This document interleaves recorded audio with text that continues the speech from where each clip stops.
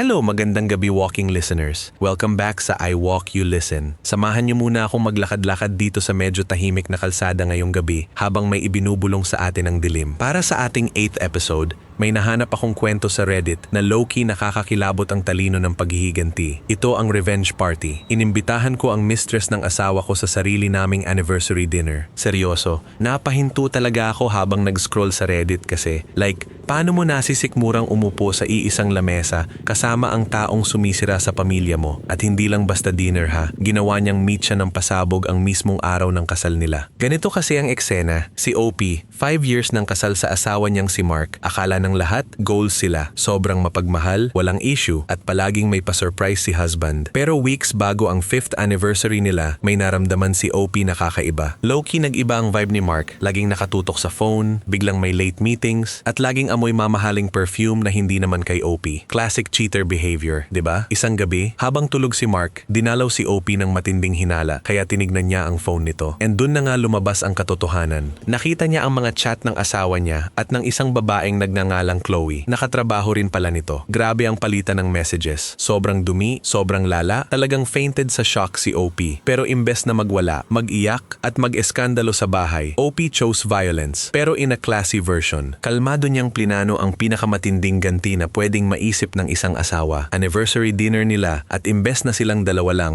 nag-book si OP ng private room sa isang sikat at napakamahal na restaurant. At ang pinaka-plot twist, palihim niyang chinat si Chloe gamit ang isang burner account. Sinabi niya rito na may special surprise event si Mark para sa kanya sa restaurant na yon at kailangan niyang pumunta para maging witness. Siyempre si Chloe, FOMO-filled at medyo feeling special, umuo agad siya. Fast forward sa gabi ng anniversary, nasa seat na si OP at si Mark. Masayang masaya si Mark, akala niya secured ang sekreto niya. Maya-maya biglang bumukas ang pinto ng private room at pumasok si Chloe, na todo porma at may dalang regalo. Noong nagkatitigan silang tatlo, literal na nawalan ng kulay ang mukha ni Mark. Literal na naging white as a sheet si bro. Si Chloe naman halatang naguluhan at biglang nakaramdam ng matinding kaba. Dito na nag-umpisa ang show. Ngumiti si OP ng napakatamis. Tumayo at sinabing, "Ayan, kumpleto na tayo. Happy anniversary sa atin at welcome sa'yo Chloe, ang babaeng umaagaw sa asawa ko." Grabe ang tapang. Doon na nagsimulang mag-collapse ang mundo ni Mark. Sinubukan niyang magsinungaling pero inilapag ni OP sa lamesa ang mga nakaprint na screenshots ng mga chat at hotel bookings nilang dalawa. Bawat papel parang sampal sa mukha ng dalawa. Hindi na nakasagot ang dalawa sa sobrang kahihiyan. Iniwan silang tulala ni OP doon. Pero bago siya lumabas, siniguro niyang ang card ni Mark ang gagamitin pambayad sa buong dinner. Makalipas ang ilang araw, mabilis na nag-file ng divorce si OP at nakuha niya halos lahat ng ari-arian dahil sa solid na ebidensya ng pangangaliwa. Si Mark naman, hindi lang nawalan ng asawa, kundi natanggal pa sa trabaho kasama si Chloe dahil sa bawal na relasyon sa opisina. Justice was fully served at ngayon, nagsisimula na ng bagong buhay si OP na malaya at mayaman. Sobrang solid ng ginawa ni OP, talagang chess grandmaster ang galawan. Pero kayo, ano ang saloobin niyo sa ginawa niya? Deserve ba nung dalawa yung ganoong public humiliation o sumobra ba si OP sa paghihiganti? I-drop niyo ang inyong mga saloobin sa comment section sa ibaba, pag-usapan natin yan.